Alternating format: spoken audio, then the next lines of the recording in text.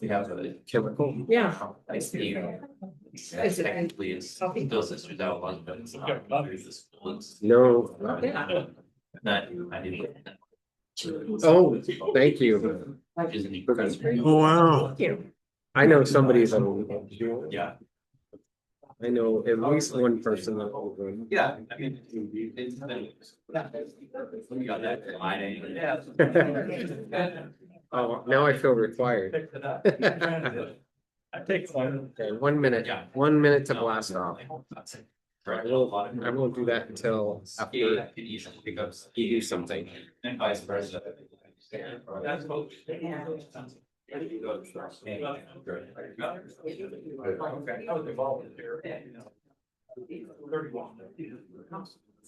Yeah, I. Why do you say that? That's a view? Fitness, to keep baseline fitness for Northern. But I have to done cross country or something. Cross country is a good meet. Yeah. Oh, I love, yeah. Ready? All right. What is today? April 1st? Yeah. April Day, yes. Okay, it's April 1st at 5:30. Can we all stand for the Pledge of Allegiance, please? I pledge allegiance to the flag of the United States of America and to the republic for which it stands, one nation, under God, indivisible, with liberty and justice for all. Thank you. Any additions or deletion amendments to the agenda? I have a question. Okay, With regard to the calendar overview, the handout we have but has a action requested, but no action is listed on the agenda. Just want to confirm that that's required. Joe, did you need action on that, did you? Or is it just information to get out publicly? That action, Huh? isn't that action? What's that? Is it? No, action would be they vote to approve it. I mean, is this, Well, I'm asking them to vote to approve it. okay, all right, if it's action item. Okay. So we can have a discussion about that one. Yep, Well, that'll be go down the board of business? Yes. okay. Any other items?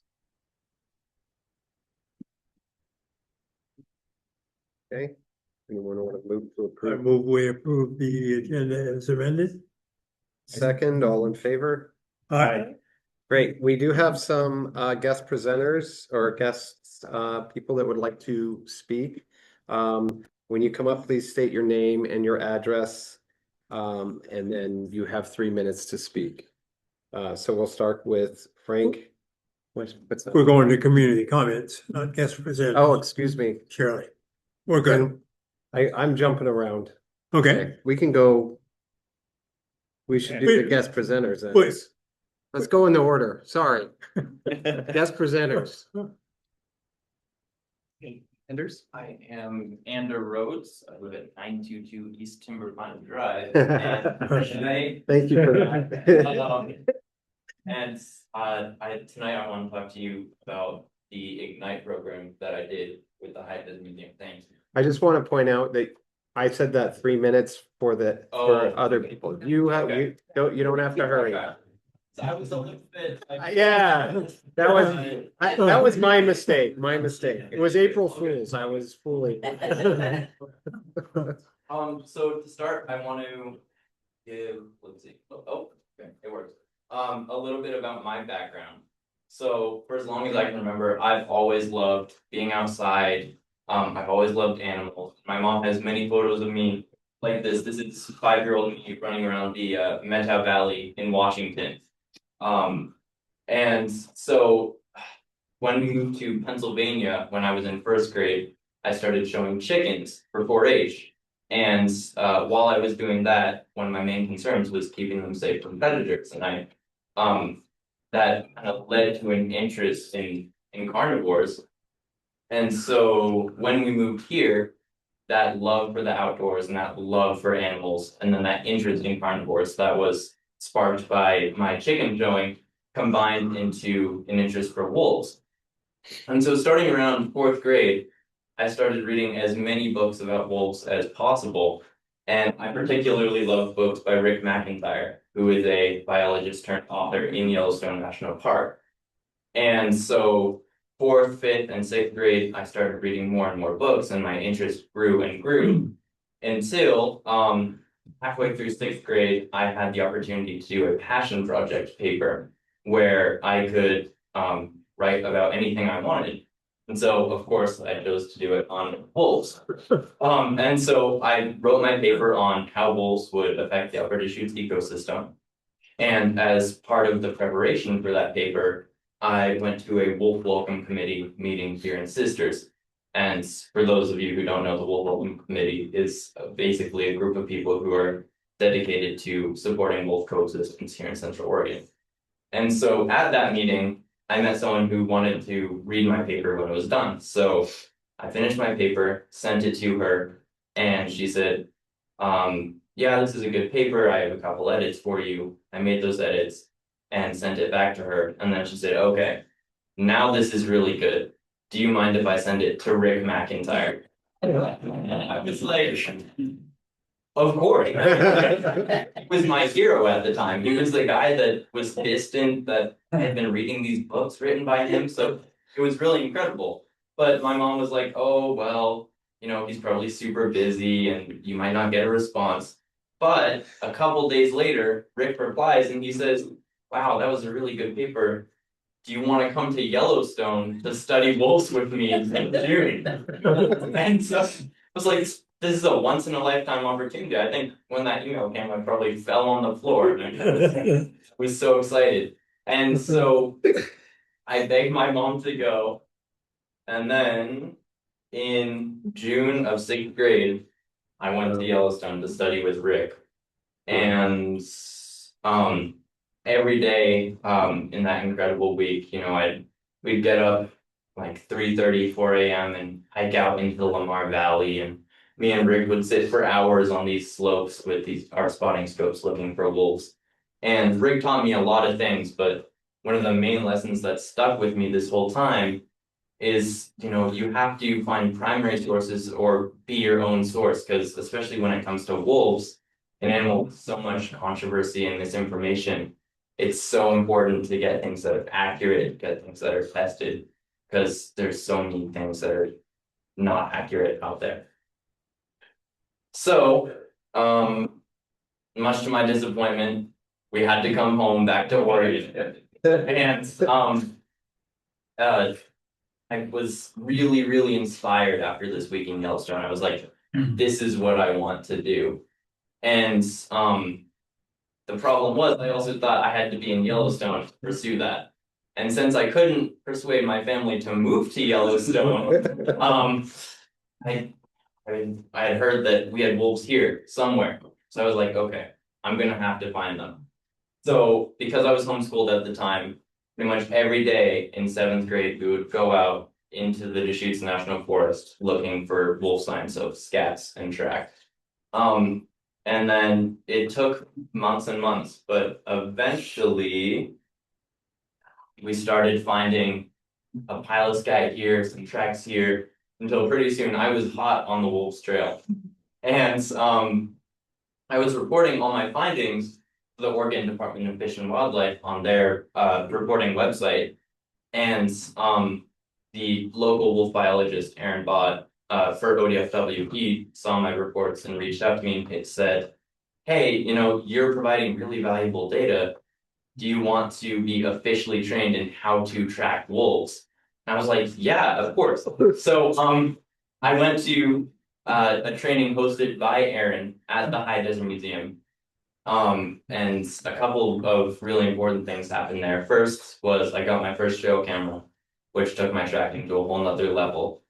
And then I also met John Nelson, who's the curator of wildlife there at the High Desert Museum.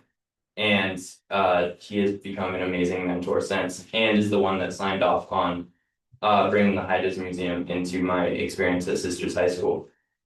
And so from there, my tracking kind of took off. I was finding lots and lots of wolf sign. I started doing presentations for schools and state parks.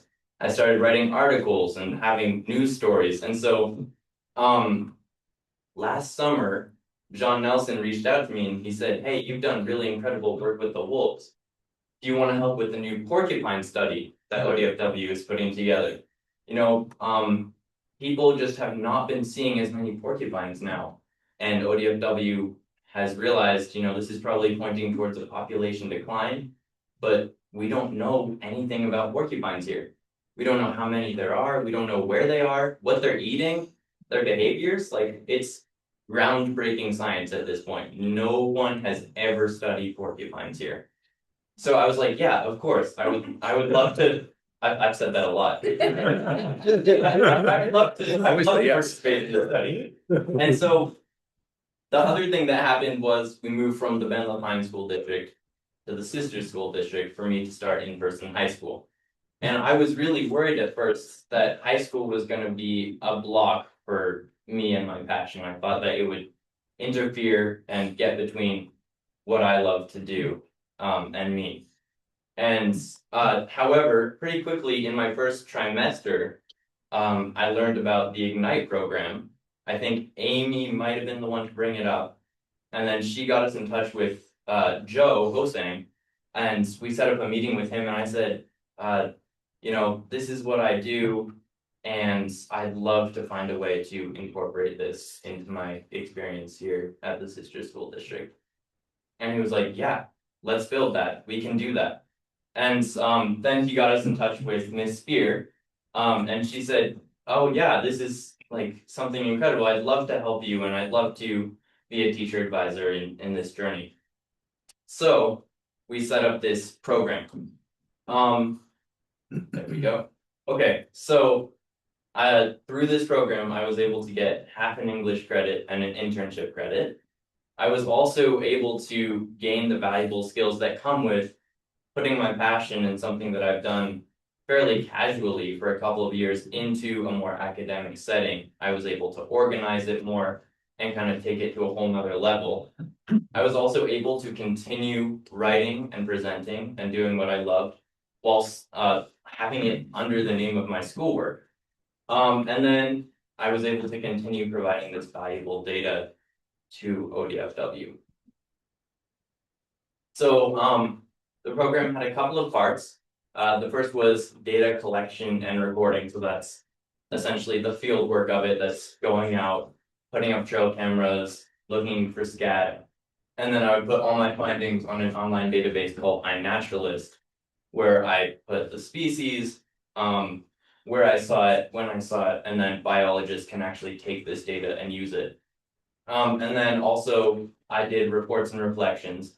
So in terms of reports, I would show Ms. Spear my findings. I would say, you know, here's some conclusions that I've been coming to, here's questions, here's what I've been seeing. And then I also did written reflections on the things that I did and saying, here's what I learned, here's what I might change, here's what I enjoyed. And then finally, one of the main parts of this program was doing an article presentations.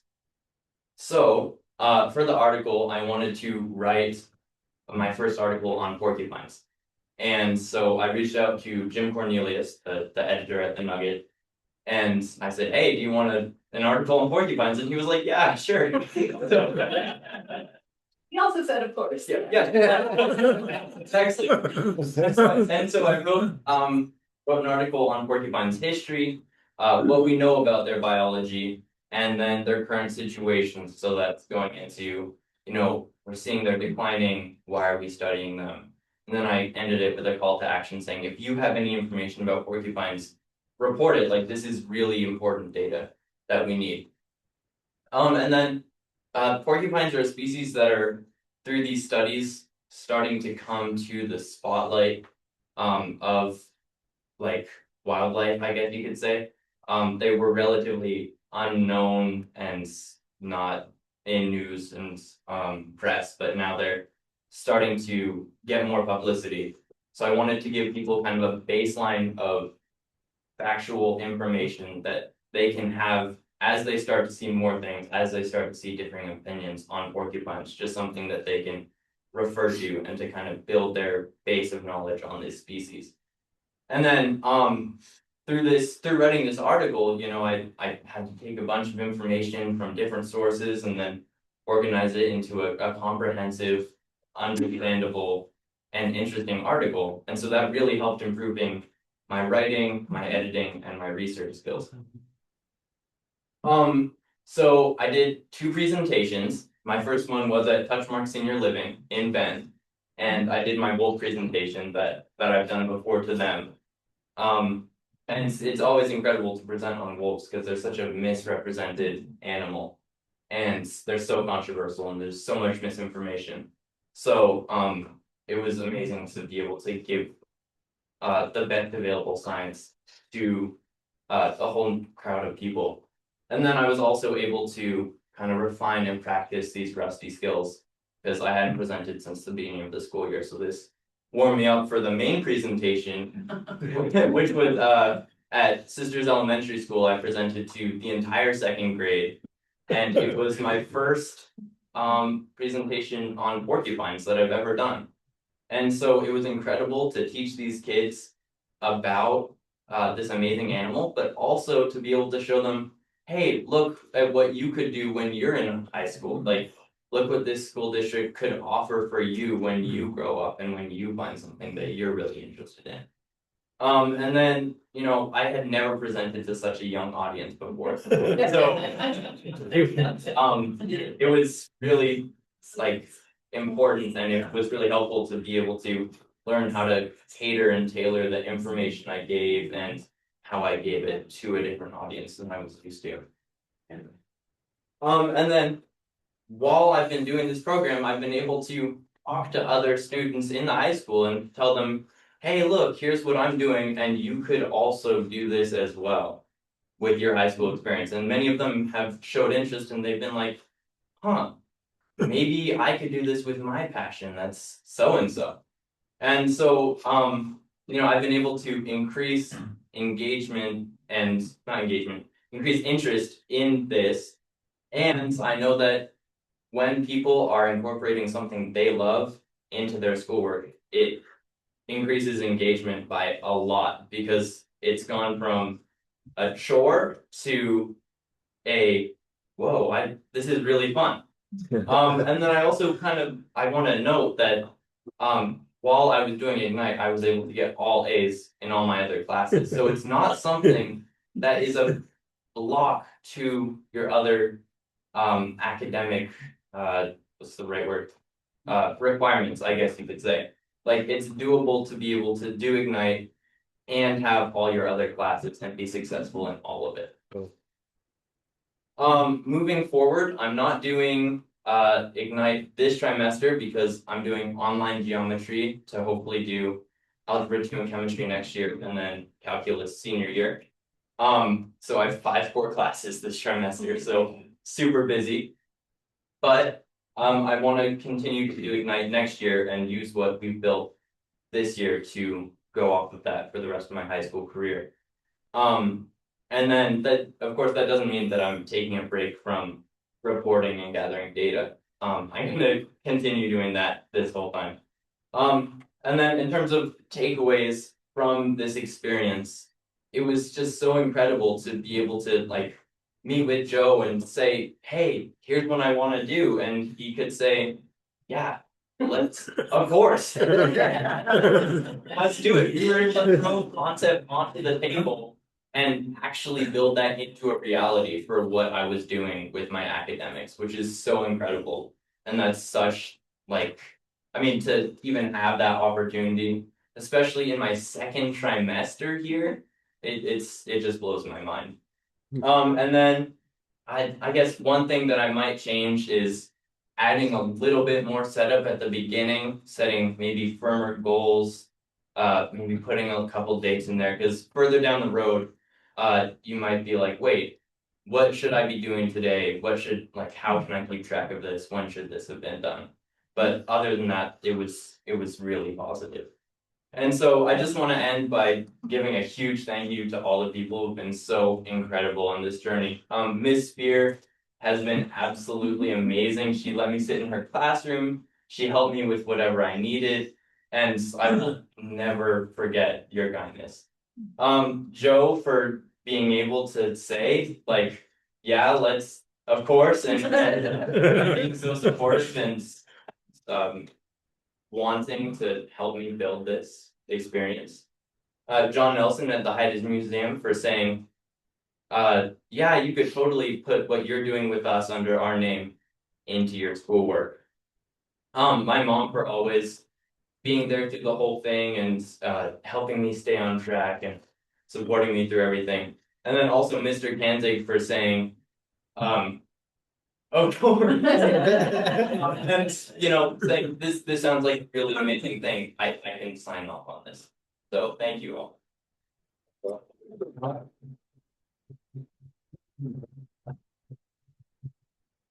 I do have a question for you before you sit down. So you mentioned you've been doing a lot of outreach to other students, you're sort of driving interest in this. Yeah.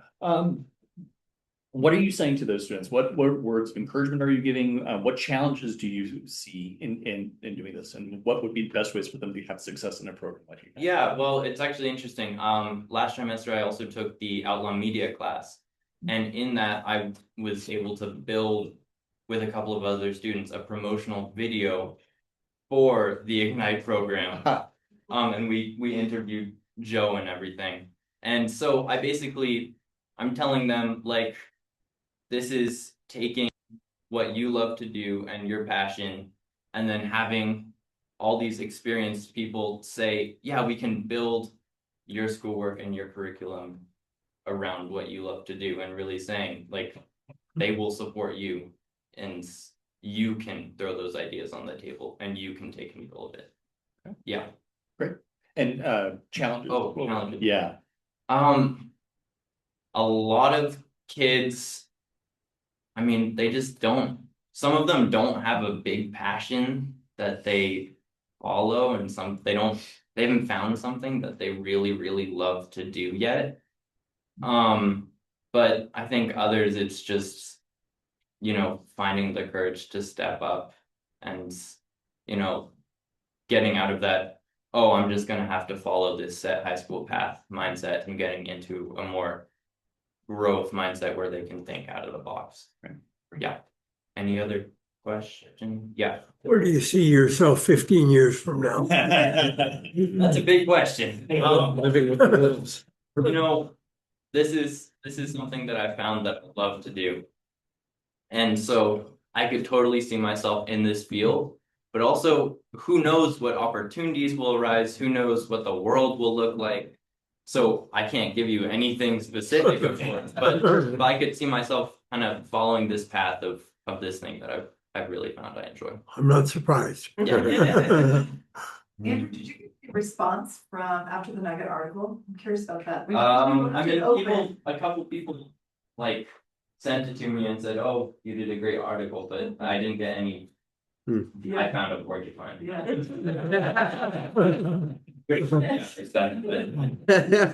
All right. Thank you so much. Thank you. Wow. Wow, you're right. Bill, did you guys see they did your, Oh yeah, they Last night. Yeah. Central Oregon Daily. Yeah, it was in the OSBA Post, his interview and work that he does at High Desert Museum and the mentorship. Yeah, so I'll forward it to you guys if you guys haven't seen it. Yeah, please. Well, Okay, now let's try this again.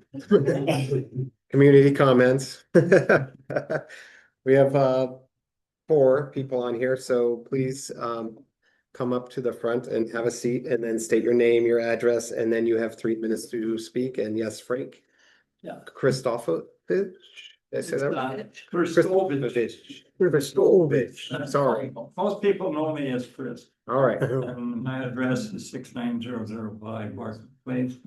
thank you. I'm here for my proposal for Bill Edwards to be his nameplate in the high school auditorium. It's non. but I don't know where to go from it. And yet, I assume you all got my emails and. So I guess I just don't know what step to go forward with. Well, You know, if I can respond, I've been on the school most of the last 25 years. And I'm not quite sure how we handle this. So, Yeah, that's what I'm. Yeah. we're kind of I'm at yeah. new grounds. I'm fascinated by the kind of stuff you're sending us about this guy that Nobody knew. preceded. Yeah. I've been here 30 years and I had no remembrance of him at all. And it's just pretty extraordinary. And I think we need to figure out some kind of a process. We have a policy that Yeah, there's a provides process. some guidance. Yeah. And part of that comes from the board deciding they want to move forward. Naming stuff is a tricky business. I think in one of the discussions with board members, the conversation was, well, when we honor somebody, it feels like we're not honoring those who also participated and took place along the way, may have had large impact. And so it's not that it doesn't happen, but it's interesting process to make sure that in some way we're not sliding other people in the process. So you know, if the board decides, the board can just appoint a committee to do the work and look into it and make a recommendation, but that is for the board to decide to move forward on. So that can be a potential discussion for the board down the road. You know, if they're so inclined, can collect the stuff that Chris has provided and we can look at it. You guys can decide whether it becomes an agenda item for discussion. sure, that sounds fair. So we would go forward with a meeting here, or would we go different from? So school the board process is defined, the board would have to decide to actually make it a topic. And then if they did, there would be a committee, a separate committee involving a couple board members, but then other folks it's defined in our process. And that group would deliberate and decide what recommendation they would bring back to the board. And then that's where it would move forward, if the board decides to instill the process. Yeah, they would have a hearing and gather evidence and. Yeah, the committee would, basically, it's left to the committee to make a recommendation to Yeah. the board, and then the board would decide whether they would take that recommendation. Yeah. And also in the process is the board can undo recommendations and can unname things if things come up after a naming happens, right? There's pretty wide latitude in the process, but it is a defined process. Yeah. See, part of my journey is to have Citrus High School recognized in the 30s, 40s, and 50s. Because there's, you know, everybody I talked to, just about everybody, they didn't know there was a high school here. You know, no. And another thing that I'm working on is I want the pennants from the 50s and the 60s to be hung in the gym. So I just want, I don't want the history to fade. Yeah. Yeah. I think on the other side, you could definitely connect with our athletic director as far as. Yeah, well, You know, so what's around as far as there's stuff available that we can hang and show the history 100%. well, right now, one of the inductees' daughter gave me her mother and her father's, they graduated in 54 and 55, their sweaters. And I'm getting those framed and they're gonna be hung in the high school. Yeah, nice. Fantastic. That's Yeah. wonderful. So Yeah, that's- thank you. Yeah, thank you. Yeah. Appreciate it. So if we were to make it an item, would that be an executive session discussion to make it an item? What would happen is it would need to, that would not be an executive session. Okay, You would get it on the agenda, have a discussion. okay, And the discussion would happen in public session. Then you Got would it. appoint the committee to make to if you decided to move forward with Forward, it. then we Yeah. would do that. Yeah. Okay, great. Thank you very much.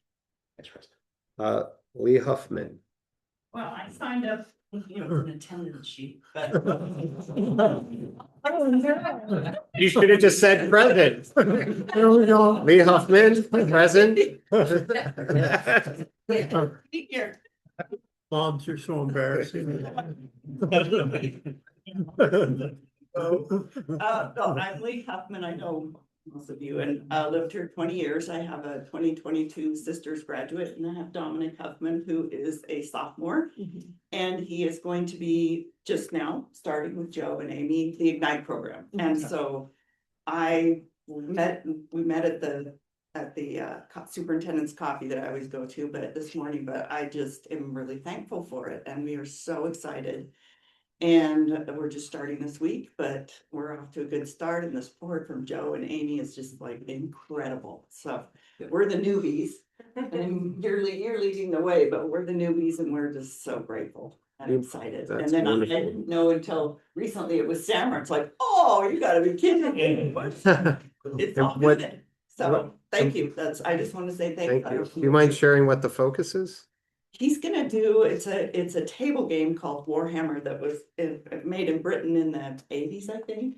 And it involves characters and strategy and playing with an opponent in face to face, and it's usually in Bend because there's a game store. And they last about 5-6 hours. And it's kind of strategy and art because he has to paint all these little figures and pick colors and sit there for hours and then we're gonna incorporate, and that would be his writing portion. So yeah, that we're just starting and back and forth with Joe and Amy and now Samara. So So then we connect Sarah for the English to lead the English as the English advisor.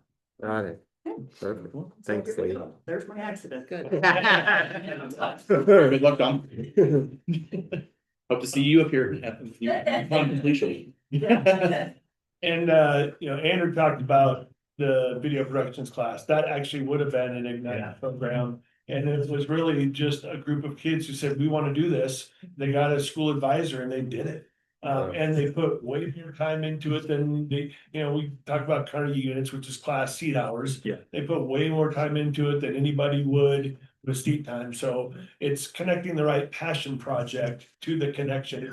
It's not for everyone. It's not just, oh, I'm gonna do something fuzzy, right? It's specifically connected. And the examples we're seeing are those that will have success because they did something they're really passionate about. So that's the idea. We're looking at all kinds of, off ramps of supportive, flexible learning. And this is one that I think we're really excited. Perfect. Yeah. Ruth Ann Rhodes? Yeah. Present. Right. Thanks for coming. Hi, I'm Reagan Roberts, 16016 Cattle Drive Road. I am a parent, but I'm also the executive director of Sisters Grow Graduate Resource Organization. I was actually on the Zoom meeting last month and Steve's high school update was, oh, that just ended and I don't know the numbers. And I was like, wait, I do. So this is just both an invitation and a thank you for your continued support, which you may not even know how much you support us. But we did have 68 seniors apply for, and they were, I just 3 hours ago we finalized all the awards. We are awarding a record dollar amount again this year. I don't know if I'm saying it out loud yet, but it is over $20,000 more than last year, which was already a $50,000 record from previous years. We have amazing, generous donors. We have increased the minimum award amount. All applicants will receive at least $1,500 this year. We had 68 kids apply for 68 scholarships, which is weirdly the exact same number as last year, both in students and scholarships. I have 8 new scholarships this year. It's 152 scholarship awards. So like some of those scholarships give 10, the Kiwanis gives, 17, whatever, however many, but so 152 awards, which is an increase from last year. So thank you for there is a small financial support that we get from the school district. I fall under Todd's budget, as far as our software. We've improved that in the last couple of years. It's been, students are raving about it. It's easier for them to apply. The donors and the review committees who are in the elderly age bracket, have absolutely loved it. Jeff maybe didn't want to participate in that part of it this year, but, so thank you for that support, but also even the logistical support. My board meetings are hosted at the high school, the emotional support that I get from Steve and Katie Aarons especially to make it happen, because I am one part-time employee. So I would love for you guys, if anybody can come. Jeff's been there, you're a parent this year as well. I'm also a parent of a senior this year, so wearing multiple hats. I would love Ander to give me presentation. That was incredible. You were really, really good, and bar set high. But it's a really great night of just support the community, and it just feels really good. So thank you. Well, This is April 18th, yeah. April 22nd. 22nd. It's a Wednesday, 7 p.m. Everybody comes into the auditorium. We call all the students on stage alphabetically and list what scholarships they get, and then they get to go out into the commons and actually meet their donors and find out their dollar amounts. I don't announce the dollar amounts, I just do that, but it's just a good feel good night. So 6 o'clock, 5 o'clock, yeah. 7. We'll see how many names I butcher this year, Jeff, but I'm working really hard to say them correctly. I will say it's outstanding that 72% of all seniors are qualifying for awards and receiving something, which so many thanks to you, to the donors, and to the community for continuing to show outstanding support to the learners in our community. Yeah, we you know, the economy and all of that, we just keep waiting for it to change, and it's, you know, people want to give more and they read the application. The kids are extremely vulnerable and honest in their, you know, what their history has been and why they want to do what they want to do. And the donors are like, can I give a second scholarship? Yes, you can. You can always ask for it. So yeah. Thank you. Thank you so much. Business finance report? Yeah, Sherry, it was unable to be here tonight, so if you have questions from Sherry, just email, and you can questions me, and you can email her, email me, include, and I know she'll be diligent in responding. I'll just ask you, is there anything we should make note of? Most of the work is really right now around getting ready for next year's budget. You know, and so a little bit of how freezing spending has impacted that. But we know that really our challenge is rolling into the next year. Yeah. So, and given our, yeah, she gave you a new format. yeah. Love it. I love it so much. Yes. Numbers in readable ways. And readable. Yeah, I do want to say real quick. Are we still feeling like we're generally on track for this year's budget? Yes. Okay, so there's no. We're not looking like some districts where they're talking about cutting school days, or I mean, we did free spending to help mitigate what we're, you know, rolling in. And, you know, being down students doesn't help. No. You know, so there's still concerns that we have, but not so dramatic that we have to upset this school year to make an adjustment. Right. So yes, we have concerns, but not dramatic enough that we have to cut days or cut people mid-year like other districts are doing. Those schools. Glad we're not for Yes. Yes. Okay, administrative reports, questions and announcements. Megan?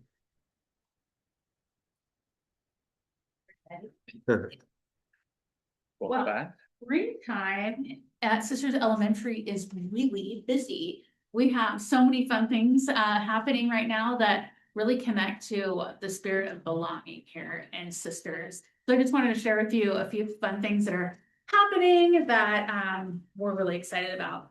Before spring break, we did 2 family movie nights, and we had over 200 people at each one. Super fun. Kids came with their beanbag chairs and their pillows, and we watched movies. You could actually hear the movie. I couldn't believe it with all those kids in there. I was so surprised, but really fun just to connect, meet lots of parents, and to see the kids have a good time. We have a really exciting week coming up next week. We are doing our career week, and we have guest speakers scheduled throughout the week. We've got a an attorney, and we have a book author, and we have all kinds of people coming in. The kids are gonna have a spirit week, a kickoff assembly where a police officer is gonna talk about their job. And then the grand finale on Friday is gonna be this kind of a vehicle walkthrough where we're gonna have EMS vehicles, construction vehicles, all lined up at the bus line so the kids can walk through and see all the different jobs that have cool vehicles. So the whole school will be able to check it out. So really excited for next week. Next week is also the start of our run club. This is something that when I was hired here, many teachers told me that was the highlight of the year.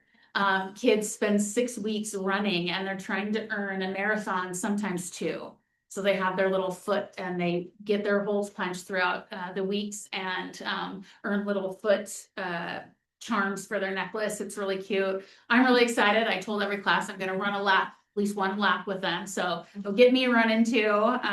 So that's a big thing coming up. We also thank you to ASA, who has secured a grant for us. We are starting 3rd grade swim lessons here in a couple of weeks. And our 3rd graders are going to be going to Sisters Athletic Club for 4 weeks. Each class will have 1 lesson a week, so they'll get 4 lessons.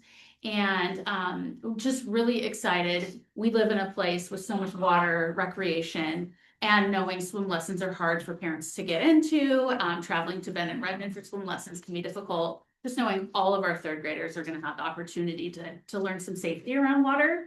We're really excited. So that starts April 20th. And we finally, our greenhouse is open and running. David Hiller spent some time over the break getting the water going. So we are going to start having classes in the greenhouse. They're going to be growing wildflowers. We just got a huge order of wildflower seeds come in. So just really excited about all the things that are all the opportunities that our kids have this spring and all the neat, fun things are happening. So yeah, yay. Any questions? Thank you. Thank you. Yeah. That's great. Thank you. Thank you.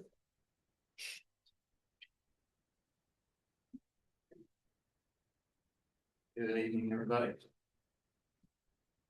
Good evening, Justin. Yeah. I also wanted to share just from the middle school lens of the work that our team's been doing in terms of having our kids feel a sense of belonging, connectedness at school, and as we know, that's one of our goals, and we do that in a variety of ways, and just wanted to share some of those kind of through our fall and into the spring, starting with our sports programs and our winter sports. We had 32 kids playing boys basketball, 27 girls in girls basketball, and 27 kids wrestling, 21 boys and 6 girls this year. So super excited. That just gives, as many of us know, just sports gives our kids another avenue to feel a sense of team, a sense of connectedness. And for some kids, they come to school because that sports is the hook for them, and we want to continue that. So we're excited by that. And then spring shows up and track is here, and we have 290 some kids at the middle school, and over 100. We have 102 signed up for track. And so I was out at bus or reset at the end of the day for bus and pickup, and I'm like, they're all gone. But they're all out on the field for track. So super excited about that number, that we have so many kids involved, and more kids are talking about getting involved. So again, just a huge piece of kids having that feeling connected to the school. And our only worry with that is on track meet days, a third of the school is going to walk out the door with that period. Our 6th period teachers are going to be like, but beyond sports, we have some other things that we want to have that niche for all kids and make sure that we're trying to connect all kids. And so we have an art club that runs mostly on Mondays. Some days we have to switch that, but for most times Mondays, about 35 kids every Monday are showing up for art club. About 10 of those come over from the elementary school, and so starting to build that connection with the elementary school, and then that's a real positive from on my end, and I know Megan's end as well. We chess club used to be at the middle school, brought that back this year. We had 12 kids involved in chess club. we're wanting to continue to grow that. We had a talk about the community support. We had a parent that came in and ran our chess club, volunteered for that this year. We had Battle of the Books. We had 8 kids involved in our Battle of the Books team that went to regional competition and participated in that. We have a theater club that has 7 kids learning theater and participating in play.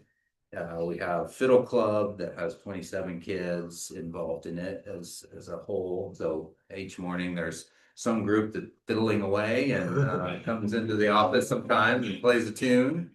And then we also have insurgents here. We have Homework Club that we have kids, 10 to 12 kids every day that take advantage of coming in to get some extra help from academics, and 10 to 12 kids there. So again, trying to have this variety where our kids can be connected in school and then as the school day ends as well. So super excited with the amount of participation we have.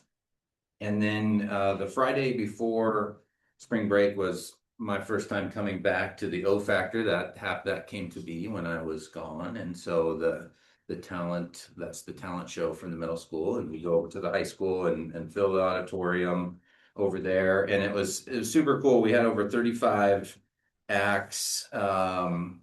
Well, we had 35 kids involved in a variety of acts, from singing to playing to dancing. Some did some video things that they presented, some movie making pieces that were shown from some of the classes in school. And then in the past, it sounded like there was a separate lip sync competition that was an assembly. Well, we joined all that together this year and had over 100 kids involved in our 4 houses of a lip sync. So super fun. For the day before spring break, the kids were completely engaged in what was going on, and it was fun because the high school was letting out and then passing periods. I don't know if Steve knew, but there were high school kids wandering in and going, "This is super cool," sitting down and hanging out.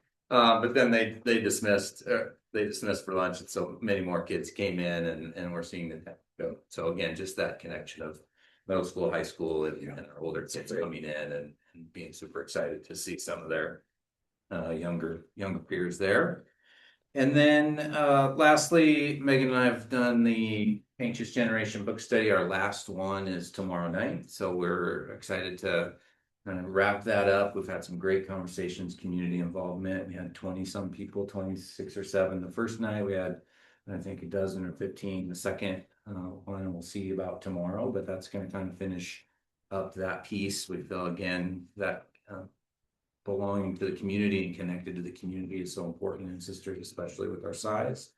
And just wanted to share that I have a QR code. So if you have your phone and you want to check it out, we're going to give all of our community folks a resource at the end of tomorrow night's meeting. And if you scan that, you can see the resource.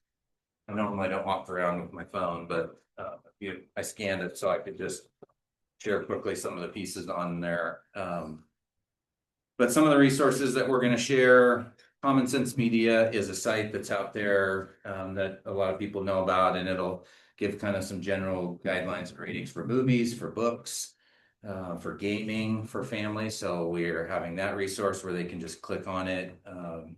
We're giving smartphone alternatives for parents. There's a variety of different phone choices out there that limit the internet, that limit apps, and so the phones look very similar, but they just don't have access to that. So we wanted to create kind of a one-stop shop for our families that they could go and find a variety of resources.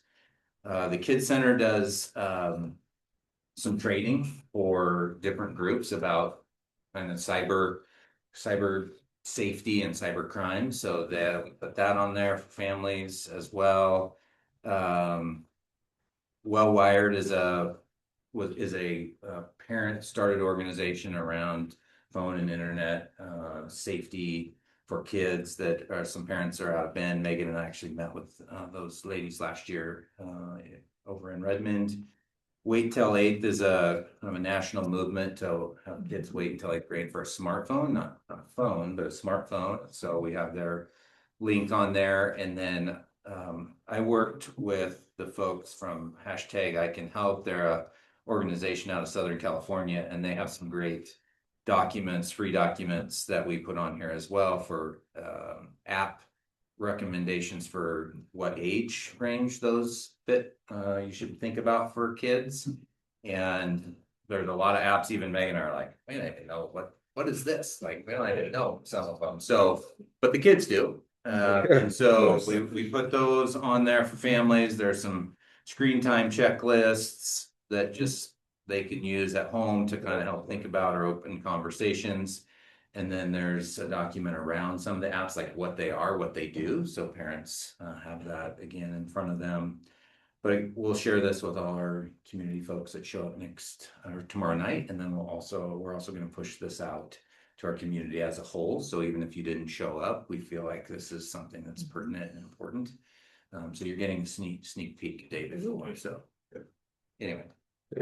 Yeah, lots of cool things going at middle school and connected to both the high school and the elementary school, which is important to me that I build those connections with both Steve and Megan and the buildings together, sitting in the middle. So, any questions for me? I don't Yeah. have any. That's the next book we're gonna do. You better ask Megan on that. We haven't decided yet. Thank you, this is great. Yeah, this is. Yeah. Well, I'm gonna give Megan the credit for I really building it. like this. I got some documents together. She put it all together and made it look fantastic. Thank you both. Yeah. Thanks. Thank you so much. You wanna just stand, Steve? Fine.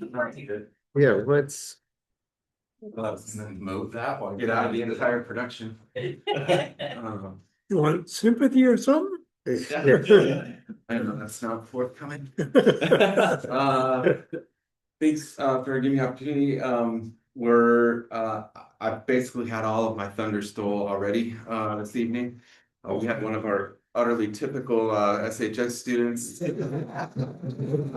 Yes, but it is a good opportunity just to thank Amy and Joe for all their support.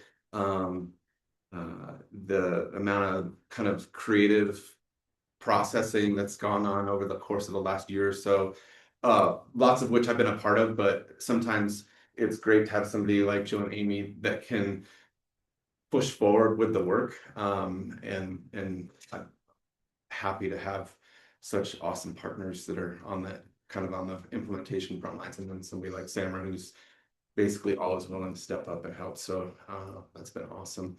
Wound down second term. We've had an awesome, smooth transition. I was just marveling today walking through the counseling center that there was like 0 lines, which means that schedules are relatively dialed.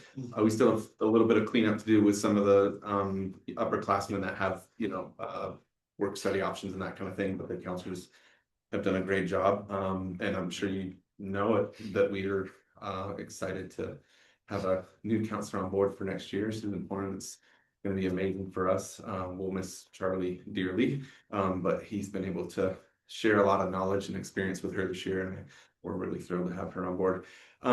Like the middle school and elementary school, spring's just a fun time, lots going on. We've got, if you want to dust off your roller skates, come out this Friday. You're gonna be out there. Yeah, I know. One skate maybe. So yeah, 6 o'clock. And we partner with Kellen on that. C4C, and it's just a really again, having great people in the community that have initiative. My role generally is to say yes and get out of the way. This will be our second year doing that. And then Doing what? the roller skate Where? this Friday in the comments, Thank 6 you. o'clock. I won't be there, but I'm just. I don't think you'll be roller. And then Actually, you might be better off on roller skate. Yeah. Oh, that was a little bit of if you don't know, Asa recruited me for his hockey team last year. This is not my fault. This is not my fault. He was on my team, not against me. I got promoted to a league above Asa. Easily. Anyway, and then moving later in the month, Reagan already talked about the opportunity to come and celebrate with us at Grow. And then also Lots of other fun things going on. We've got, I don't know how many of you are involved, but we've got our Starry Nights concert coming up on the 11th as well, which is amazing. Super cool opportunity for us to really, shore up funds for the foundation. So we're hosting that on the 11th. And then let's see here, we've got on the Friday the 17th. Oh, I forgot about this Friday as well. Should you happen to find yourself in Bend or want to find yourself in Bend, need a good reason to go out to dinner. A lot of our art students are part of the art walk that happens there. And so there's just really cool opportunities in businesses all over downtown Bend to see cool stuff that our students have done. So I think it starts at 5. There's like an award ceremony at 6:30 in the Commons. That's just right off the main drag there. They had a great display at the building over, Yeah, so a lot of similar things will be on display. And then the actual artifacts fundraiser is on the 17th from 5 to 7, and that's another really cool way to come and support our Bethany. Raises funds for their scholarship, Yeah. for their art career scholarship. Exactly. And then we've got the SHS pageant on the 25th as well. And I've got it scheduled in my calendar at 5. It doesn't start at 5. I want to probably say at 7. I always give myself an hour or two to not screw up the arrival time.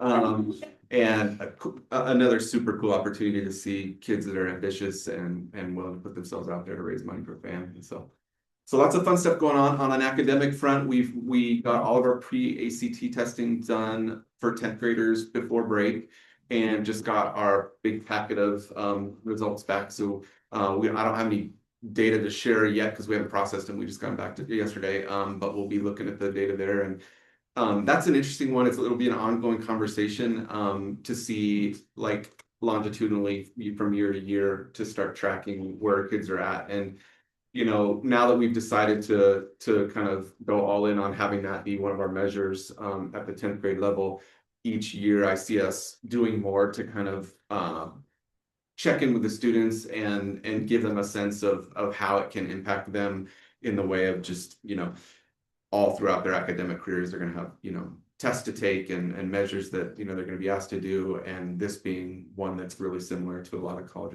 entrance exams. And so the counselors did a bit of that this year. And I think we're planning to shore it up even more next year. Just a quick comment as a parent of a 10th grader. Maybe a little bit, unreliable narrators, right? So I don't know if there was much counseling provided beforehand about test taking strategies, because I do think, there,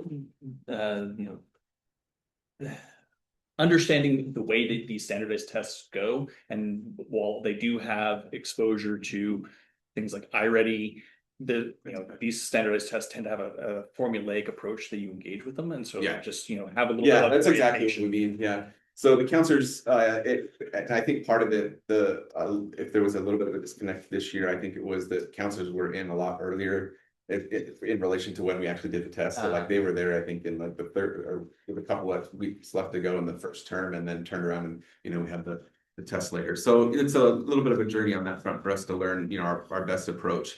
But yeah, we see that as being something that we can lean on each year, and it's a good barometer for when kids take it seriously and aren't just kind of marching through. It can be a good barometer for kids. I know for my own 17-year-olds right now, taking a couple of cracks at that, whether it's the pre-ACT or the real version, they've seen gains, and for just that reason of just getting used to what the format is and how to engage in the questions. So so that's and then on an attendance front, I talked earlier in the year that we thought we'd close up shop on our goal after first term, since we were kind of approaching the finish line already.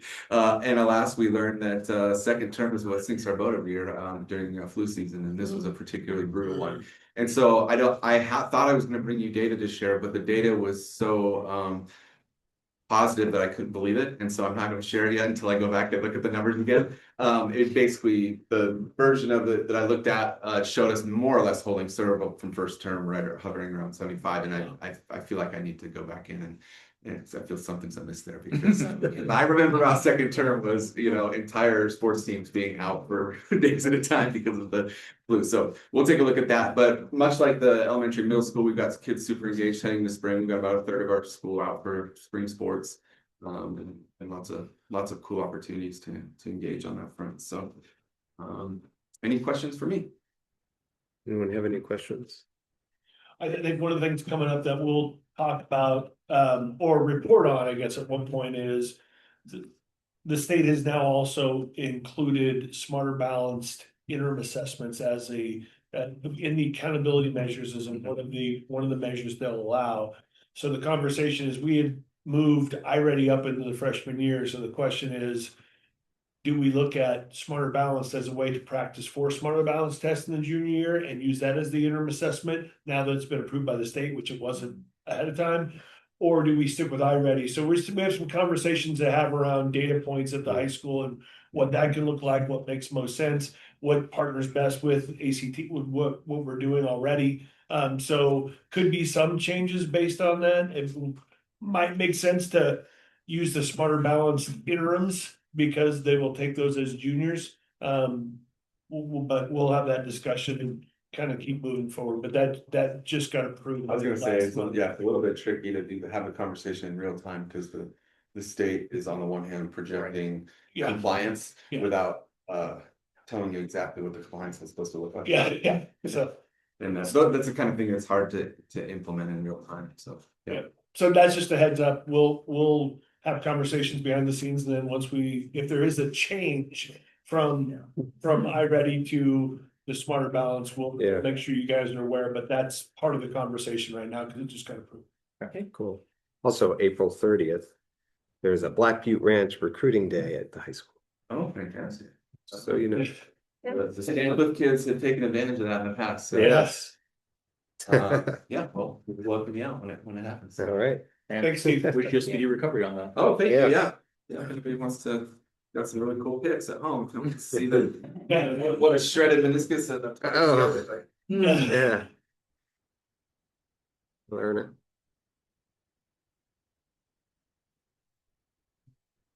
Hello. Hi. Hey. So as far as student services, spring also is a super busy time, especially for special education. This year is not going to disappoint on that end. It's really busy right now. A lot of my focus is, I don't know if you guys know this, but we have, when students who are in preschool and they also are a student with a disability, they come in with what's called IFSP. And so we do a lot of work trying to transition the families and students, and we transition their IFSP into an IEP. So it's a lot of meetings and paperwork and coordination with programming and staffing, just so that we make sure that the minute that student with a disability who's entering into kindergarten walks in the front door, we have a program set up for them, and we have staff trained for them. We have the equipment that they need so that they can be successful on day one. On a typical year, we have 1 or 2 kiddos who are transitioning from the early childhood centers. This year we have 10. So it's been really busy coordinating with families, coordinating with the teachers in the preschools, going out to do some observations on kids so that we can see what their needs are and anticipate them coming in with equipment or programming or teaching staff. So working really hard on that, setting up those meetings and programming. I'm still in the cyclical monitoring process with the Oregon Department of Education. We did submit 14 student files to them, and they're under review right now. So waiting to hear back what kind of corrections there are, or if they're asking us to do any training for staff as far as improvement cycles. I did apply for a grant last fall with the Central Oregon Roadmap grant. It's through Deschutes County. I applied for a 3-year grant for $31,000 and received every penny of it. So it's just for the middle school. It's just for suicide prevention and belong. And it's specifically tied to the Wayfair curriculum that we have already, Wayfinder, not Wayfair. No, we're involved. Wayfinder. So I've been working with Justin, just kind of trying to make a plan on the specific products that we will be purchasing from Wayfinder. Let's see what else. Also, yes, excited to hire Susan Horn. I was able to also get a grant to continue our support for our ramp work with Kelsey Jagle. So it's really a 2-year process. So we did get a grant to continue to pay for her contracted services for next year, which I'm really excited about because Susan was a big part of us receiving the ramp award at the middle school. She did a lot of the work when she was an intern with Kelsey Jekyll. So we will be continuing that work and that process and hopefully be applying for that in another year. And I think that team will be coming to present to you before the end of the school year on some of the data and some of the work that we've been doing with them. So, Nice, thank you. and that's about it for. Anyone have any Process. questions? Yeah. Well, I will say also, Lorna is a champ, but we also get great information from the state, like we might be on this other progress monitoring cohort because we had one more Latino student qualify for special ed than the normal ratio might allow. And because we're only 12% special education, the rest of the state's between 13.5 and 18. And because we had one student one more Latino student than should have been the ratio, we may get thrown into a whole nother set of monitoring data work for Lorna. We're trying to have that discussion with the state and the fact that our sped graduation rate is above the state average. So we're obviously doing something right. This in small districts, there's some disproportionality of numbers, and maybe it shouldn't just be a hard and fast rule. Jeff got to sit in on a conversation I had with somebody about PE minutes for that conversation. They really don't like to make compromises. When the rule's the rule, that's what it is. So we're still trying to avoid some additional work. Not that we don't want to support kids and look at challenges in our data, but we have some really good work going on in that department and don't want to put undue work on people. So just that's a heads up. I'm trying not to think about that. I know. Just real quick question. So you mentioned 14 cases that needed additional monitoring. And is that like, on average? I'm sure this comes up every year, but. Yeah, so it's the cyclical monitoring we do every 3 years. Mhm. And they asked us to submit 14 files based on the number of students on IEPs and Okay, that's where the application comes from. It wasn't specific cases they were calling out, it was more. It was, based on our total population, students on IEPs to our district population. Yeah, they give us the number. Okay. And they give us the parameters of the types of files that they're looking for. And then we take the 14 files and submit. Yeah, and it can be multiple years worth of data. They might need like 2 or 3 years of IEPs, and yeah, it's pretty comprehensive. And how much of a burden is this on your staff? It's a full year of work. I was able to really be strategic about, I know our case managers are really busy. And so I wanted to be really efficient with how many of them that I was pulling into this process. So I was able to minimize the impact and only have 2 or 3 case managers who actually had the brunt of the work, submitting the files and organizing the files. I tried to help out as much as I can. Ruth Barrios, my secretary, she helped out a ton as well. So it was really just a team effort and trying to alleviate the burden from the teachers who are on the floor with the kids, trying to educate, do what we do best. So yeah, we're all pushing in to do that. So Thanks. yeah, it's definitely a year-long process. So Thank you so much. Any other questions? No, thank you, Lorna. Okay. Kurt, your turn, sir. Enrollment. Yeah, well, the good news is that it does sound like, and I was surprised, maybe Steve doesn't have that number. It sounds like we might be getting some kiddos back to us in this 3rd trimester. So that those numbers aren't up to date with kids that registered this week and re-enrolled back at the high school. Right. So we'll hopefully see a little better, but as you see, typical continued reduction as we move through, which is one of our challenges entering into the budget cycle, because that's where our funding source is. We do believe through the listening sessions we did, the development of the programming that we've got going on, looking at blended learning options. I still believe that live school is the best. And whether it's in an internship or with, but also looking at expanding our potential online opportunities for families who are choosing that regardless of whether we offer it or not.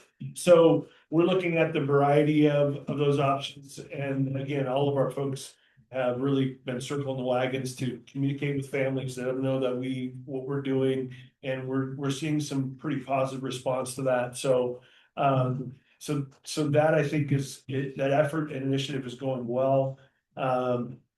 And, just reminding that that's, how we have opportunities for folks. We're fortunate to have a local option that keeps class size small, keeps opportunities, programs in schools, but we also have to have the kids to keep that ongoing support. So it's I think it's going well. And if we wouldn't have invested in the Unite, the couple of presentations that we've seen, the work that the amazing work that kids are doing, right? That's actually the best part of it, is that we're creating options, keeping kids engaged, and kids are doing some amazing work. So we're excited about where that's going, and we feel and hope, and we'll see how it goes, that should have an impact on reclaiming some of these folks that are choosing other options. So still working with the city on rezone of properties. It is a just slow process. And we knew it was gonna be a slow process. So, a report will trickle in, we pay a bill, we pay a permit fee, right? We have a meeting, and so we keep moving the process forward. And again, just a reminder that we're the 1.68 acres over where the old bus barn is, we're moving that to residential. We think there can be somewhere between 12 and 14 lots on that property, depending on the layout. So that's continuing to move forward. And then currently what we're doing is a lot line adjustment on this property because of the way the parking is wonky. So we're basically dividing off the 0.4 acres next to us and making these two separate lots. They were actually by the county rule like 10 lots. They were actually spaced out in 10 traditional lots with a road running down the middle. So we're doing a lot line adjustment to take in an easement that is not accessed at all. So we gain a little property there, and we'll have 0.4 over there, and then the property that the district office sits on. And then simultaneously, we're working on a rezone of those things as well. So continuing to move forward. Continuing to the direction of consulting with land use folks. Melinda's trying to set up that's not her specialty, so she's in the process of trying to interview some folks because even they have their own specialties, and making sure we're getting the right person that can help us. So we're working through that process. So that's, looking at the Coalfield Center, did another walkthrough with Brett.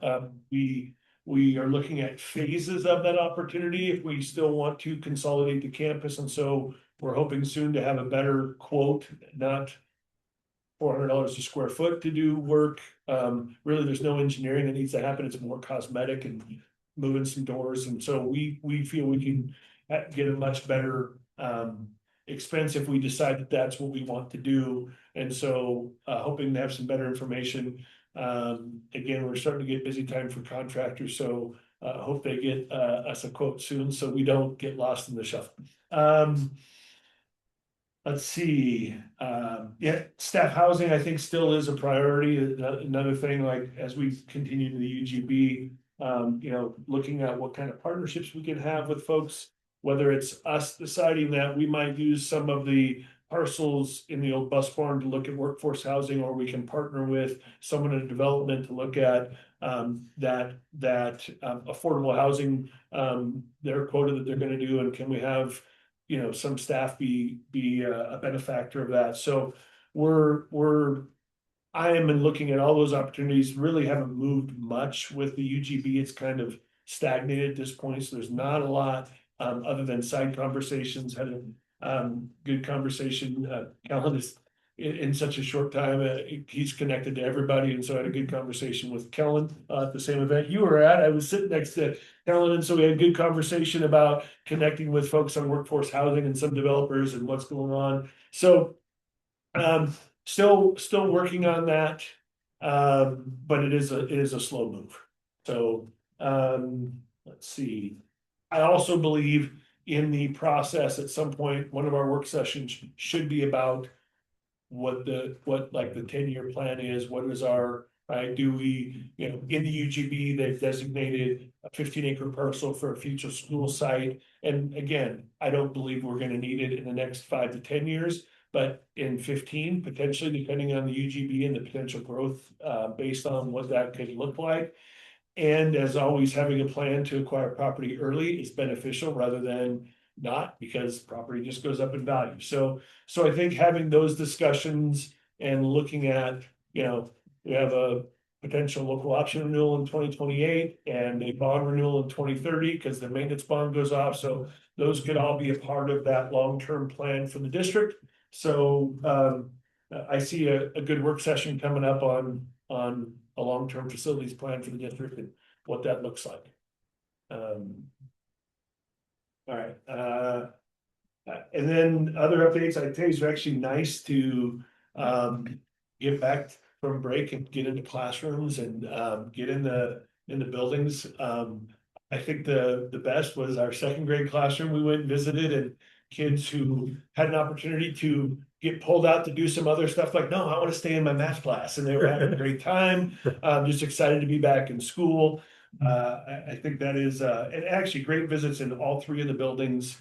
Well, Tuesday, the counseling office of the high school was a little busier than today, but it's just nice to see our kids excited, engaged, and our staff working to support them. So Tuesday was a really good day to get back into classrooms after 2 weeks out and see that excitement again. Kind of missed it. I had my own fun and break, but it was, yeah, kind of missed that aspect. So it was fun. And then, as we've talked about, you know, just working on budget, getting ready for what that looks like. Trying to still work through staff pieces and get all notifications for who's doing what and figuring out what that looks like. And, you know, we'll have our first draft of the budget coming up here at the end of April, as we continue to move through the process. Was part of the conversation at the superintendent coffee today. It's just an interesting animal of proposing a budget, but the state doesn't finalize the numbers until after we've already approved a budget and what, you know, so it's we're operating in this year, second half of the biennium, we know what the money's gonna be, but rolling in the next year, we won't know what that money will be until the legislature passes the budget. And we'll plan a budget based on what we think and then hope that that's correct. So, and then the other drivers like student enrollment, how does that impact us? And statewide enrollment, because that impacts your per student contribution, right? So it's all like 5 different variables moving to hit your target of what you're looking for school funding. Just a question out of the superintendent copy. Are you getting many questions from attendees about budget and its impact? I think, I mean, we had a pretty good discussion today on that. I think they understand. I mean, I think the you know, people are reading the papers about Portland Public cutting days already, Reynolds cutting days, places that are taking pretty extreme measures to try to hit their budgets in the second half of the biennium. So I think, you know, in our goal, why we talk about we're waiting for notifications, is to see where we can, based on licensure, to, if we have reductions, to absorb them and, you know, do it that way. That's our preference. So I think communicating clearly and communicating that we know we're having some challenges, and also trying to communicate early and often about what that is, and you know, being relational and having trust with folks that we're doing our best to mitigate that. But also, well, we only get so much money and have to operate under that budget. So I think, and Jeff and Asa were there for a bit of that conversation today. I think, you know, it was pretty. Everyone worries about it, but I think it was a very understood where we were. Yeah, there wasn't any kind of striking out it. Yeah, You can't do that to us, and yeah.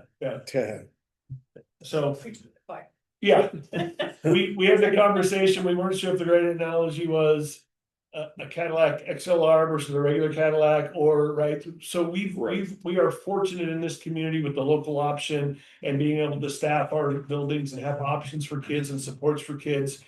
and that is gonna be impacted, but we're still in a really good place. So I think, that's kind of what we're seeing, and we're hoping, we'll see what the next biennium brings, because we know we'll have another PERS hit in the next biennium.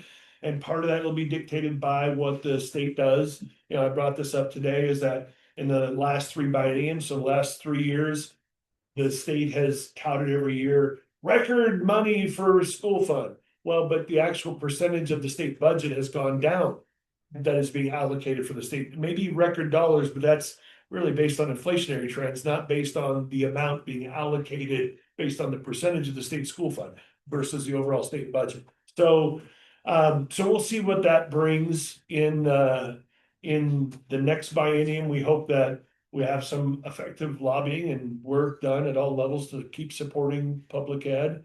And we'll go from there.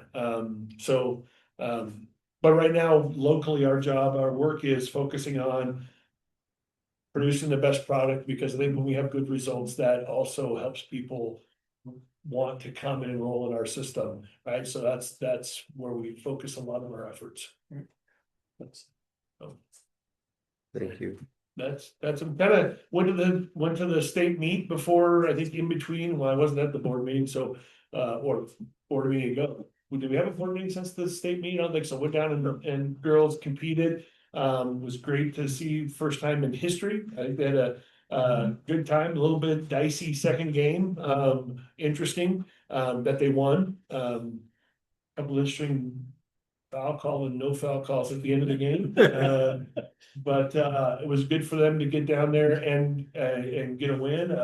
Predominantly, one senior on the team. So this is a group that should be able to look at that as a first experience, one of many, hopefully, for them. So that was exciting to see the program have some success and have a great. And Marshfield's a trek, but they do a good job of putting on a tournament down there. So it was fun to go and support our girls down there. Yeah, that's it from my end. I just was noticing we're losing some teachers that have been here a very long time. Yes. I didn't realize I would have said something. Well, the average is over 20 years. Yeah. So last year, when I reported that our average teacher retention was 16+ years, we were one of the biggest in the state. These are the folks that are part of that, right? And so that may adjust a little bit. We'll see. We still have a pretty good retention rate. Some of them, I'm quasi jealous because love my job, but also being able to retire would be nice. I think that's I'm happy for them. And we're trying to. Sam was one of those, and she may come back and work a little bit for us and help with the Ignite program. So we're still trying to keep some things, some folks involved with programs that are going to be critical, I think, to how we support kids as we move forward. So, yeah. It's I actually have been surprised the last couple of years that we hadn't had. Some of these folks have been contracting back, double dipping, right? So we've been negotiating them to stay for a while, so it's good. I mean, so I'm happy for them. And then we have folks that I think we'll have our work cut out to make sure we're hiring good quality folks that are coming in. Yeah. So, any other questions? We will have to say something to Sarah. She will be here at the next board meeting with doing an IDE presentation. Any other questions for Kurt? Anyone? Okay. Board business. 2027, 2028 calendar review. Joe?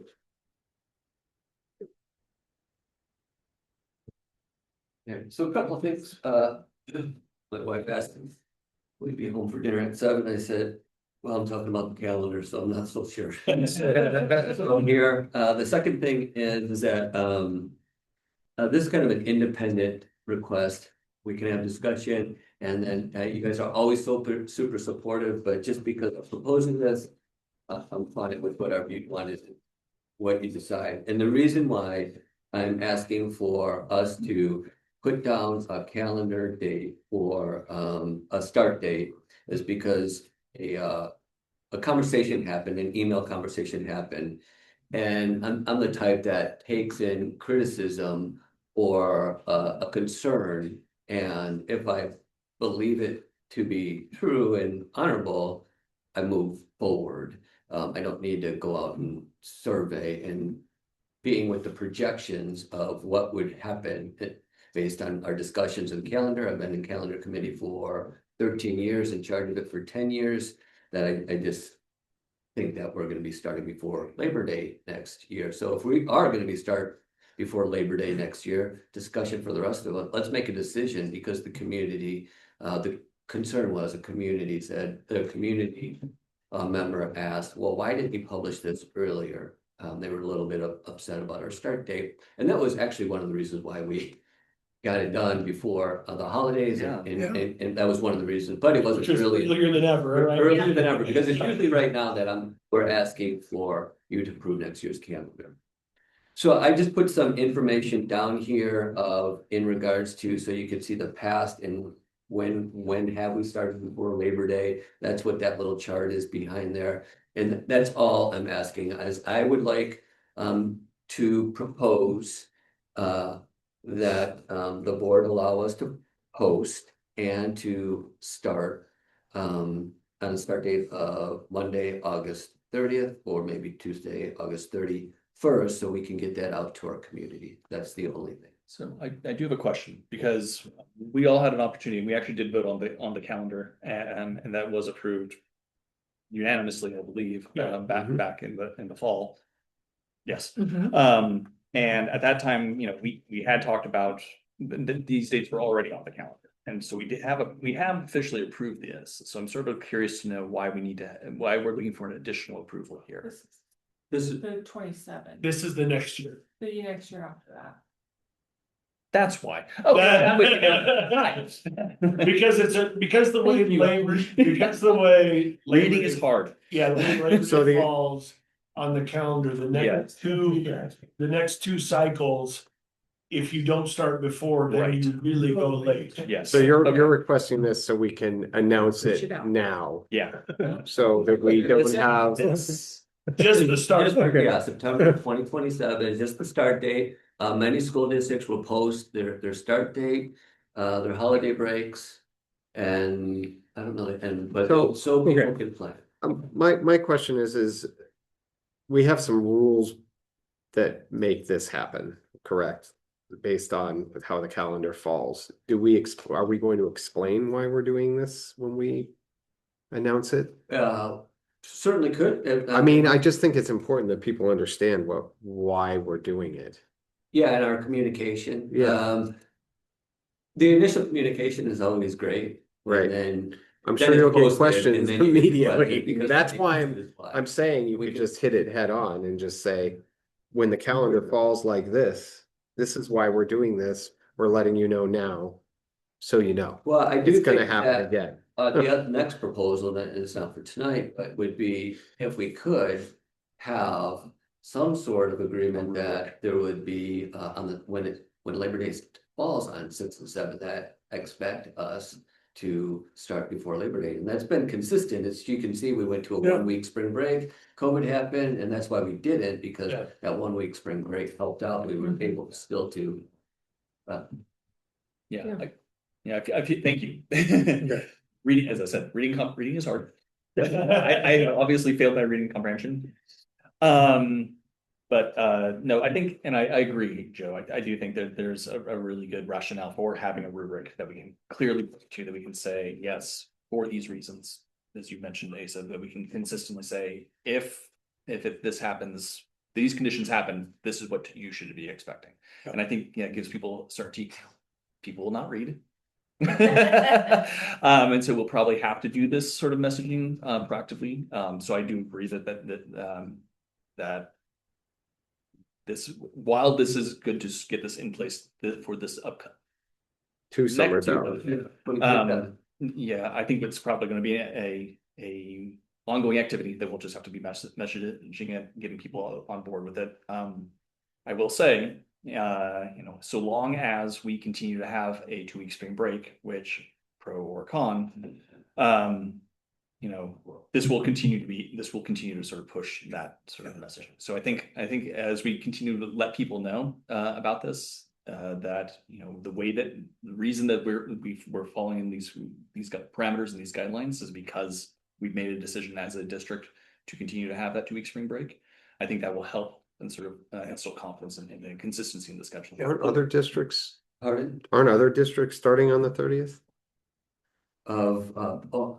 You know No one what, said that. we are usually the first to put out our calendar, but Ben will say when they're, and with, some parameters of their holidays. So, to go too far out would be a little tricky, Right, but I would suspect. And, we're always a little lenient because we. right. But I hear what Eric's saying is basically we're committing to a 2-week spring break by putting this out here as well. Oh, That's what. yeah, because then you're ending really early. Right, so we're sending a double message here, which is, I think, his point. I see. Okay. And that's why I was asking about other districts. So in 26, this one coming up, we're starting before Labor Day. Other districts are also starting before Labor Day. No, That is September 9th. okay. What'd Okay, you say? Bend is That is September, September 9th of 2026. but they don't have a 2-week spring break. They would finish at the same time. Same time, Yeah. so we're instead, and then I heard, and can you look up Redmond, see if they did it, because I heard that Redmond was starting. so I mean, it's a valid point.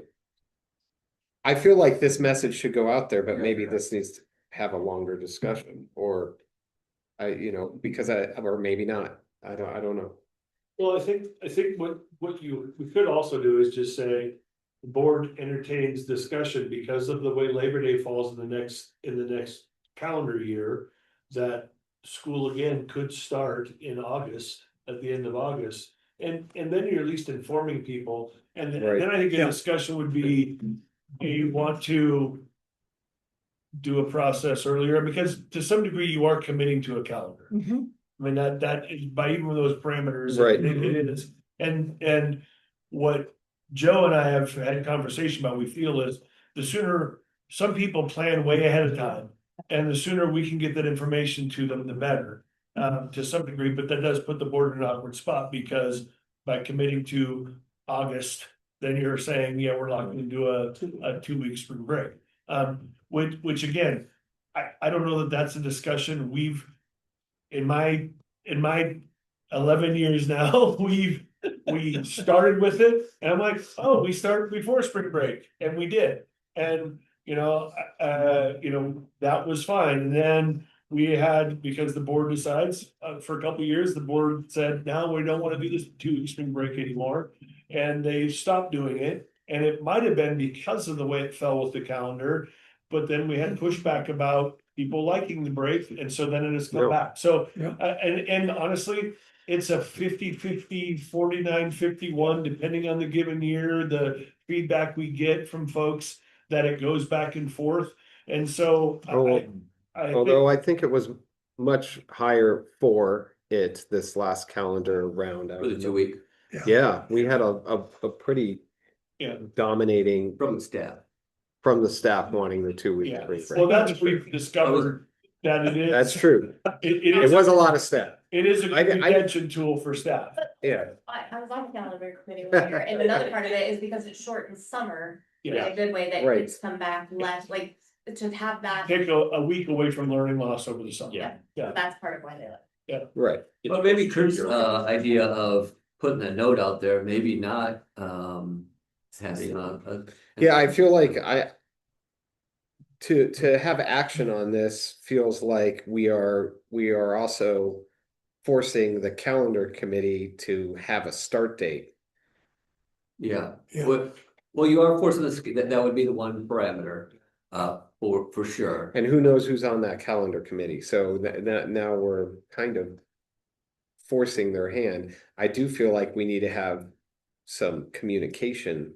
I don't know if we have to have a absolute. Well, we might do a notification with a call for feedback. I mean, Well, so the comment that you received was about this year's calendar. Oh, no, it's about next year's. Well, yeah, the one that's been approved. Yes, Yes. So it was an upset person Yep. because they had plans. Yep. Because they're used to a certain thing, Right. right? But now we're gonna have some people that are used to something different because this year was already different, right? So it may be a moot point to some extent because Fair enough. now we have a new trend, which is this year we're starting before Labor Day. I mean, this next, We've taught them well. Theoretically. I mean, people. I've done this enough that I love to get out the information as soon as possible. Yeah, that's fair. And so, you're right for many people probably, but it's, we work in the 10% sometimes. Oh, yeah. Yeah. How You can make this- many complaints did you have other than this one person? But they had a good point, and I understand that. I just feel like committing to it is.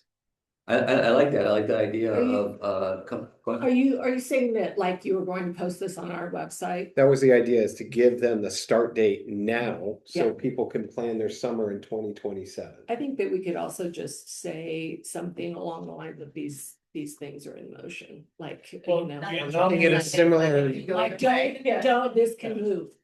right? The anomaly of when Labor Day falls, most likely we're looking at a early start in the following year. That'll be decided by the board. If you have concern, I mean, Yeah. they can, I mean, Like the calendar committee. not that you guys need more emails, but Right. they can express their concern. Don't make airline tickets Yeah. like that. I mean, Not said, yeah. So, It probably is even things like custody, right? Like there's lots of. Yes. That we're not taking into account. Yes. Like, well, vacations. yeah. Right. Yes. So if you're thinking about families planning ahead that far, it's most likely due to some other kind of factors that Yeah. we're not considering. So. Yeah. Just to be fair, like, Okay. I mean. That's fair, If we need though, to put the date out, I'm not saying that, Right. but I mean, there's other, it's not. right? Yeah. It doesn't hurt to give a general update. If the calendar committee follows the same recommendation, because of where Labor Day falls, the 27-28 school year will start on August 30th or 31st. I think I appreciate that rather Yeah. than hamstringing the calendar committee to a certain Okay. degree. Yeah. But also providing enough guidance so that people have an expectation. So they can make the accommodations. And I Sounds think great. That's a, Yeah, I think we can put that a tagline at the end of the entrance to the current calendar, just, Right under there. yeah, give them a heads up. 2027, 2028. Yep. Just a little note. You and I can. Yeah, and maybe just maybe an expectation of when will it But yeah, yeah. football. Listen, we're ahead of the curve this year and people were mad, so I mean. It's usually February or March is when we actually get it done. They got it done before break this year, and so. I think I wouldn't lock into that expectation. I think we can give them the heads up because who knows what the year will bring and what that looks like, and I don't wanna. Well, if we have the same team, they were amazing to work. Joe will do the due diligence to get it done. I think, so I wouldn't maybe give that. I mean, typically it is in the last month's meeting when the board approves it. So we were 2 months ahead of time. Anyway, so I think we can say typically it's approved by February. Our goal is to get it done earlier. And February, that still gives them 6 months to the summer. I mean, I get people want to be ahead of the game, but that's pretty good warranty. so do we still need action on this today? Or have you? I believe we do not, that we've given informal It's gonna be action. direction. Yeah, so. Because ultimately the board has to approve the calendar, but you're not approving this, A date. so. I don't know if there's something, if you have to add please something to say, no, but, okay, thank you. Thank you. So is there something on this budget committee appointment? I see we have Mr. Don Hendricks on here.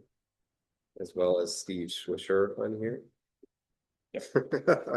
I think we have 3 vacancies and 2 candidates. Is that the case?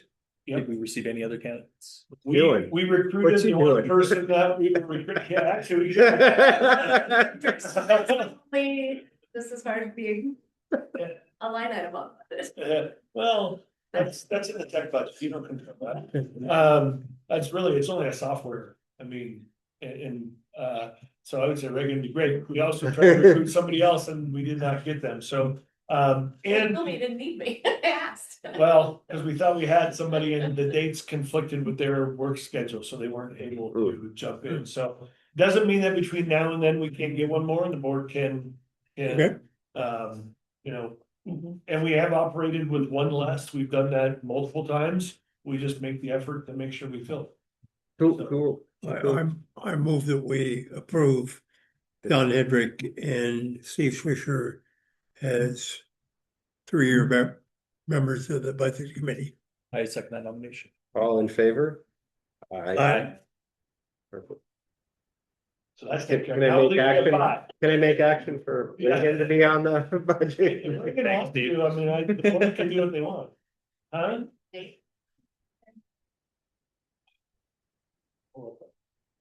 I saw them once and I can't remember. Budget meeting's on the 15th, I know. I can spend my birthday doing that. Sounds sure. Which is the 15th, I believe. April 15th, May 6th. Yeah, I had them in a text stream, but I don't know. I see them right here under announcements. Oh, there you go. Just those two. Those are the only two. 15th and the 6th, and then it's that following. Then the hearing on board meeting, right? the board meeting. That's commissioner, and that's a privilege.